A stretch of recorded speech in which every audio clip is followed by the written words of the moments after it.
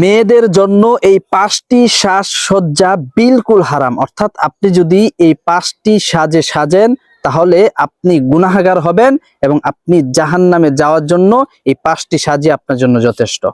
আসসালামু আলাইকুম ওয়া রাহমাতুল্লাহ। সম্মানিত মা ও বোনেরা, আজকে আপনাদেরকে এমন 5টি সাজের কথা বলে দিব, এই 5টি সাজ যদি আপনারা সাজেন, এইভাবে যদি আপনারা সাজেন, এইগুলো যদি আপনারা লাগান, তাহলে আপনি গুনাহগার হবেন, যেগুলো রাসূল করিম সাল্লাল্লাহু আলাইহি ওয়াসাল্লাম নিষেধ করেছেন। তাহলে চলুন আমরা জেনে আসি। আমরা অনেকেই এগুলো জানি, জানার পরেও দেখা যায় আমরা এগুলো লাগাচ্ছি। তো আজকের পর থেকে, এই ভিডিওটার দেখার পর থেকে আপনারা এই 5টা জিনিস লিখে রাখবেন এবং এই 5টা সাজ কখনো সাজবেন না। যদি সাজেন তাহলে আপনি ধরে নিবেন আপনি জাহান্নামের পথে হাঁটছেন। সম্মানিত মা ও বোনেরা, আমরা চলেন ইবাদত করি। আপনাদের জন্য, মা ও বোনেদের জন্য জান্নাতে যাওয়া অনেক সহজ, অনেক সহজ। রাসূল করিম সাল্লাল্লাহু আলাইহি সাল্লাম বলেছেন, কোনো মা কোনো বোন যদি পর্দা করে এবং স্বামীর কথা মতো চলে এবং আল্লাহ পাকের ফরজগুলি আদায় করে এবং তার লজ্জাস্থানের হেফাজত যদি করে, তাহলে সে বিনা হিসেবে জান্নাতে যাবে। সুবহানাল্লাহ। আপনাদের জন্য জান্নাতে যাওয়া অনেক সহজ। এরপরও দেখা যায় আমরা জানতে অজান্তে আমরা বিভিন্ন গুনাহ করে ফেলি, যেগুলো আমাদের জাহান্নামে পথে আমরা হাঁটতেছি বা জাহান্নামে যাওয়ার জন্য কারণ হয়ে দাঁড়ায়। তো চলেন আমরা সেই 5টি সাজ কি সেগুলো আমরা জেনে আসি। তো নাম্বার 1 যেটা বলবো সেটা হচ্ছে পরচুলা লাগানো অথবা আলগা চুল লাগানো। আমরা অনেকেই বাজার থেকে আলগা চুল লাগাই সৌন্দর্যের জন্য, ঠিক আছে। বিভিন্ন অনুষ্ঠানে অথবা বিভিন্ন জায়গা সফরের জন্য অনেক সময় দেখা যায় আমরা আলগা চুল লাগাই। তো এই আলগা চুল লাগাইতে রাসূল করিম সাল্লাল্লাহু আলাইহি সাল্লাম নিষেধ করেছেন। এই জন্য পরচুল বা আলগা চুল লাগানো যাবে না।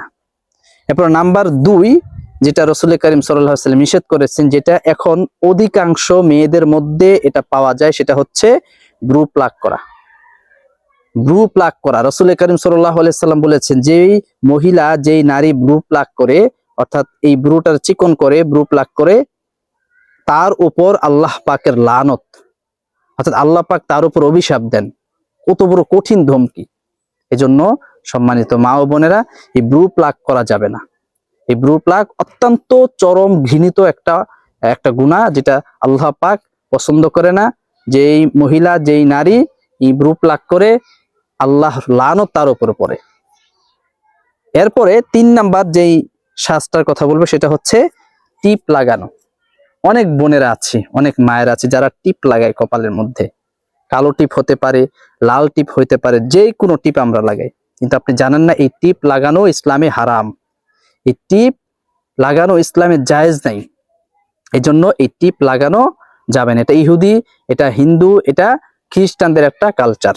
এই জন্য এই টিপ লাগানো যাবে না। মুসলমান কখনো এই টিপ লাগাতে পারে না। যদি আপনি টিপ লাগান তাহলে আল্লাহ পাকের আদেশ, আল্লাহ পাকের বিধান আপনি অমান্য করলেন। এই জন্য কখনোই এই টিপ লাগাবেন না, আপনাদের সন্তানদেরকেও লাগাতে দিবেন না। এরপরে 4 নাম্বার যেই সাজটার কথা আমি বলবো সেটা হচ্ছে ঘণ্টা যুক্ত নূপুর। আমরা অনেকে নূপুর পরি, নূপুর পরা নিষেধ না, নূপুর আপনি পরতে পারবেন। তবে হ্যাঁ, যদি সেটা ঘণ্টা যুক্ত হয়, ঝুনঝুনি যুক্ত হয়, যেই নূপুর পরলে ঝুনঝুন আওয়াজ হয়, এটা পরা জায়েজ নাই। কেন জায়েজ নাই? কারণ আপনি এই ঝুনঝুন যুক্ত নূপুর পরে যদি রাস্তা দিয়ে হেঁটে যান, তখন কিন্তু আশেপাশের মানুষ বুঝতে পারে যে আপনি হেঁটে যাচ্ছেন। বেগানা পুরুষ কিন্তু বুঝতে পারবে যে আপনি হেঁটে যাচ্ছেন।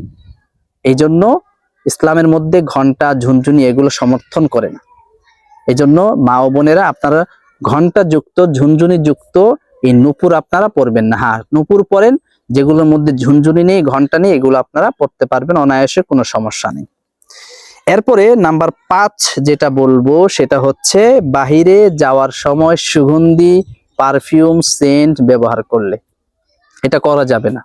অর্থাৎ আপনি যদি বাহিরে বের হন, আপনি সেন্ট দিয়ে বের হচ্ছেন, আতর দিয়ে বের হচ্ছেন, তো এটা ইসলামে আপনার জন্য, মা ও বোনের জন্য হারাম করেছে। কেন হারাম করেছে? কারণ আপনি যখন সেন্ট, পারফিউম অথবা আতর লাগিয়ে যাবেন, আপনার বেগানা পুরুষ আপনার শরীরে ঘ্রাণ তার নাকে যাবে, এটা আপনার জন্য কবিরা গুনাহ হবে।